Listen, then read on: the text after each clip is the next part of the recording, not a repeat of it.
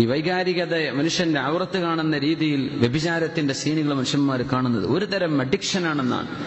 അത് തലയിലേക്ക് കയറിക്കഴിഞ്ഞാൽ മദ്യപിക്കുന്ന ഒരു മനുഷ്യന്റെ ബ്രെയിൻ സെല്ലുകൾക്ക് എന്ത് തകരാറ് വരുമോ അതേ തകരാറ് നിരന്തരമായി ഈ അനാവശ്യമായ ഫിലിമുകൾ കാണുന്ന ആണിനും പെണ്ണിനും തലച്ചോറിന്റെ ഒരു ഭാഗം. അത് അബ്ദുദായിം അൽ കഹീലിന്റെ kahil7.com അദ്ദേഹത്തിന്റെ ഒരു വെബ്സൈറ്റ് ഉണ്ട്, അറബിയിലും ഇംഗ്ലീഷിലും കാണും. അദ്ദേഹം അതിന്റെ പിക്ചറൊക്കെ വെച്ച് കാണിച്ചിട്ടുണ്ട്. മനുഷ്യന്റെ ബ്രെയിൻ തകരാറിലാവുക, അവിടുത്തെ ബ്രെയിൻ സെല്ലുകൾ നശിച്ചു പോവുകയാണ്. ഇത് അള്ളാഹു ചെയ്യുന്നൊരു ശിക്ഷയാണ്, ഹറാമിലേക്ക് ഇങ്ങനെ നോക്കിയിട്ടേ. അപ്പൊ മനുഷ്യന് ഇങ്ങനെ അഡിക്ഷൻ വന്നു പോകുന്ന മനുഷ്യൻ അറിയണില്ല ഇത് കുട്ടിയാണോ വല്ല ഉമ്മയാണോ പെങ്ങളാണോ. ഞാൻ എന്താ മനുഷ്യൻ മൃഗമായിട്ട് മാറില്ലേ? കണ്ണുകളെ സൂക്ഷിക്കാത്തവർക്ക് എങ്ങനെ ശരീരത്തെ സൂക്ഷിക്കാൻ പറ്റും? മൊബൈൽ ഫോണുകളും നമ്മുടെ കമ്പ്യൂട്ടറും നമ്മുടെ ഇന്റർനെറ്റ് സംവിധാനങ്ങളും നമ്മുടെ സോഷ്യൽ മീഡിയകളും നമ്മുടെ TV ചാനലുകളും സീരിയലുകളും ഇതൊക്കെ മനുഷ്യനെ വ്യഭിചരിപ്പിക്കാൻ പഠിപ്പിച്ചുകൊണ്ടിരിക്കുക.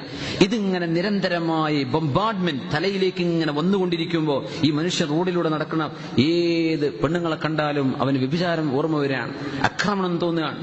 ഒരു കുഞ്ഞിന്റെ ഔറത്ത് കാണുമ്പോഴേക്കും വൈകാരികത തോന്നുകയാണ്, നോക്കാൻ പാടില്ലെന്നാണ്. നബി തങ്ങൾ പറയാൻ, നീ ഒരു പുരുഷനോട് പറയാ, നിന്റെ കാലിന്റെ തുട നീ കാണിച്ചു കൊടുക്കരുത്. മരിച്ചതോ ജീവിച്ചതോ ആയ ഒരു മനുഷ്യന്റെ കാൽ തുടയിലേക്ക് നീ നോക്കരുത്. പുരുഷനോട് പറയാം. പെണ്ണിനെ സംബന്ധിച്ചുള്ള ഒരു ശരീരം മുഴുവനും ഔറത്താണ്. ഒരു പുരുഷന്റെ കാലിന്റെ തുട കാണരുത്. ബാക്ക് റൂമിൽ മനസ്സിലാക്കുക, കുളിക്കാൻ പോയിട്ട് ഇന്നർ വെയർ ഇട്ടിട്ട് റൂമിലൂടെ നടന്ന് പാൻറിടാൻ നടക്കുന്ന മനുഷ്യന്മാരെ മനസ്സിലാക്കുക, കാലിന്റെ മുകളിൽ മുട്ടിന്റെ മുകളിലേക്ക് കാണിക്കൽ ഹറാമാണ്. ഒരു മനുഷ്യൻ കാണിച്ചു നടക്കാൻ നോക്കാൻ പാടില്ല. ജീവിച്ചിരിക്കുന്നവനോ മരിച്ചവനോ ആയ മനുഷ്യന്റെ കാലിന്റെ തുടയിലേക്ക് നീ നോക്കരുതെന്ന് പരിശുദ്ധ റസൂലുള്ളാഹി സ്വല്ലല്ലാഹു അലൈഹി വസല്ലം. ഒന്നുമല്ല നമ്മൾ മനുഷ്യരെ, അള്ളാഹു ആ രീതിയിലാണ് നമ്മളെ പഠിച്ചത്. ഒരു വൈകാരികത തോന്നിയേക്കും. ഈ തോന്നൽ വരാതിരിക്കണമെങ്കിൽ കണ്ണ് കൺട്രോൾ ചെയ്യണം. കണ്ണ് ചിമ്മണമെന്നല്ലേ പറഞ്ഞത്? ഒന്നൂമിൻ അബ്സാരിക്കും, കണ്ണുങ്ങൾ ചിമ്മണം. ഇത് ചിമ്മാതെ നടന്നാൽ മനുഷ്യൻ മൃഗമായിട്ട് അതപ്പതിക്കും. അതാ നമ്മൾ ഈ കണ്ടുകൊണ്ടിരിക്കുന്നത്. മനുഷ്യൻ മൃഗമാകുന്നത് ഈ പോണോഗ്രഫിയും മോശമായ ഈ വീഡിയോസും മനുഷ്യൻ കണ്ടതിന്റെ ശേഷമാണ്. അതുകൊണ്ട് ചെറുപ്പക്കാരെ മനസ്സിലാക്കി, തലച്ചോറ് നശിപ്പിക്കേണ്ട. അള്ളാഹു തരുന്ന മുഖത്തെ പ്രകാശം നഷ്ടപ്പെടും. ഹിക്മത്ത് വായിലൂടെ, ഇൽമുള്ളൊരു വർത്തമാനം പോലും നാവിലൂടെ വരില്ല എന്നാ അള്ളാഹു തആല അത്രക്ക് മനുഷ്യനെ മരവിപ്പിച്ചു കളയും. വ്യഭിചാരത്തിന്റെ സീനുകൾ നോക്കുന്ന മനുഷ്യന്മാർ, അത് ചെയ്യുന്നവരുണ്ട്. ഇന്നല്ലദീന യുഹിബ്ബൂന അൻ തശീഅൽ ഫാഹിശതു ഫില്ലദീന ആമനൂ ലുഇനൂ ഫിദ്ദുനിയാ വൽ ആഖിറ. സത്യവിശ്വാസികളും വിശ്വാസിനികളും തോന്നിവാസമുള്ള വീഡിയോകളും പിക്ചറുകളും കാണണമെന്ന് ആഗ്രഹിച്ച് പോസ്റ്റ് ചെയ്യുന്ന ആളുകൾ ലുഇനൂ ഫിദ്ദുനിയാ വൽ ആഖിറ, ദുനിയാവിലും ആഖിറത്തിലും അവർ ശപിക്കപ്പെട്ടവരാണെന്ന് പരിശുദ്ധ ഖുർആൻ. വലഹും അദാബുൻ അലീം, വേദനാജനകമായ ശിക്ഷ അവർക്കുണ്ട് ഇതൊക്കെ പ്രചരിപ്പിക്കുന്ന ആളുകൾക്ക്. അതിന്റെ ഫലമാണ് ഈ പീഡനത്തിന്റെ കഥകളൊക്കെ. കുട്ടികൾ നമുക്ക് പിടിച്ചുവെച്ചിട്ട് പെട്ടിയിലടക്കാൻ പറ്റുമോ? മനുഷ്യനല്ലേ ഇത് ചിന്തിക്കേണ്ടത്? പുരുഷന്മാർ ഇത് ചിന്തിക്കണ്ടേ? ആണും പെണ്ണും ചിന്തിക്കണ്ടേ? അതുകൊണ്ട് മനുഷ്യൻ കണ്ണിനെ സൂക്ഷിക്കണം. യഗുല്ലൂ മിൻ അബ്സാരിഹിം വയഹ്ഫദൂ ഫുറൂജഹും. കണ്ണ് സൂക്ഷിക്കാതെ വ്യഭിചരിക്കാതിരിക്കാൻ പറ്റില്ല. വ്യഭിചാരം വരുന്നത് കണ്ണുകൊണ്ട് കണ്ടതിന്റെ ശേഷമാണ്. കണ്ണുകൊണ്ടൊരു പെണ്ണിനെ കാണുമ്പോഴാണ് അവന് പ്രേമം ഉണ്ടാകുന്നത്. ആ നോട്ടം കൂടുമ്പോഴാണ് അത് അനുരാഗമായി മാറുന്നത്. അത് കൂടുമ്പോഴാ പിന്നെ അവളിലേക്ക് ചേരണമെന്ന് തോന്നുന്നു. ഇതൊക്കെ ഹറാമുകളല്ലേ? എവിടെ നിന്ന് തുടങ്ങി? ഒരൊറ്റ നോട്ടത്തിൽ നിന്ന്. കണ്ണിനെ സൂക്ഷിക്കാൻ അള്ളാഹു തൗഫീഖ് ചെയ്യട്ടെ. മനുഷ്യന്മാർക്ക് അള്ളാഹു ബോധം തരട്ടെ. നമ്മുടെ കുട്ടികൾ അള്ളാഹു സംരക്ഷിക്കട്ടെ. പെണ്ണുങ്ങൾ മോശപ്പെട്ട വസ്ത്രമിട്ട് നടക്കരുത്. പെണ്ണുങ്ങൾ വസ്ത്രധാരണം ശ്രദ്ധിക്കണം. പെണ്ണെ, നിന്റെ വസ്ത്രവും നിന്റെ അലങ്കാരവും നിന്റെ ഭംഗിയും നിന്റെ സുഗന്ധവും ആസ്വദിക്കേണ്ടത് നിന്റെ ഭർത്താവാണ്. അത് നാട്ടുകാർക്കുള്ളതല്ല. അത് പെണ്ണ് മനസ്സിലാക്കണം. പെണ്ണുങ്ങളത് മനസ്സിലാക്കണം. വസ്ത്രധാരണം എങ്ങനെയാണെന്ന് ഒരൊറ്റക്കാരൊരു ഹദീസ് ഞാൻ പറയട്ടെ. ഫാത്തിമത്ത് റളിയല്ലാഹു തആല അൻഹയാണ് ആദ്യമായി മുസ്ലിമീങ്ങൾ ഇന്ന് ഉപയോഗിക്കുന്ന മയ്യിത്ത് കട്ടിലിൽ, ആദ്യമായി മയ്യിത്ത് കട്ടിലെ ഇന്ന് കാണുന്ന മയ്യിത്ത് കട്ടിലില്ലേ, സൈഡിലൊക്കെ പലകളുള്ള മറയുള്ള മയ്യിത്ത് കട്ടിൽ, ആ കട്ടിലിൽ ആദ്യമായി ഖബറിലേക്ക് പോയത് ഫാത്തിമത്ത് റളിയല്ലാഹു അൻഹയാണ്. എന്താ വിഷയം എന്നറിയോ? ഫാത്തിമ ബീവി മരിക്കാൻ കിടക്കുമ്പോ 20 ചില്ലാന വയസ്സായിട്ടുള്ളപ്പോ, 21 22 വയസ്സാണ്, 20 വയസ്സാ ഫാത്തിമ ബീവിക്കെന്ന് വഫാത്താകുമ്പോ. നബി സല്ലല്ലാഹു അലൈഹി വസല്ലം വഫാത്തായി 6 മാസം കഴിഞ്ഞിട്ട് വഫാത്താകുമ്പോ രോഗം വന്ന് കിടക്കുമ്പോ ബീവിയെ കാണാൻ വന്നു. ആര്? അസ്മാ ബിൻതു ഉമൈസ് റളിയല്ലാഹു അൻഹാ. ഫാത്തിമ ബീവി കരയുന്നുണ്ട്. ബീവി, എന്താ നിങ്ങൾ കരയണത്? ഒന്നുമില്ല അസ്മാ, ഒന്നുമില്ല അസ്മാ, ഞാൻ കരയുന്നത് അസ്മാ ബിൻതു ഉമൈസ്, ഞാൻ കരയണത് ഞാൻ മരിച്ചാൽ എന്റെ കഫംപുട, എന്റെ മയ്യത്ത് നിങ്ങൾ തുണിയിൽ പൊതിയൂലേ? അങ്ങനെ നിങ്ങൾ ഇന്നത്തെ മയ്യത്ത് കട്ടിൽ അന്ന് ഒരു പലകയാണ്, ആ പലകയിലാണ് മയ്യത്തിനെ കടത്തുക. നിങ്ങൾ അങ്ങനെ എന്നെ കൊണ്ടുപോയാൽ ഒരു വീതി കുറഞ്ഞ മയ്യത്ത് കട്ടിലിൽ ഒരു പലകയിൽ നിങ്ങൾ ഒരു സഫ്ഹ അങ്ങനെ പറയാം, ഒരു മരത്തിന്റെ പലക, അതിൽ മയ്യത്തിനെ കടത്തിയിട്ടാ കൊണ്ടുപോവൽ.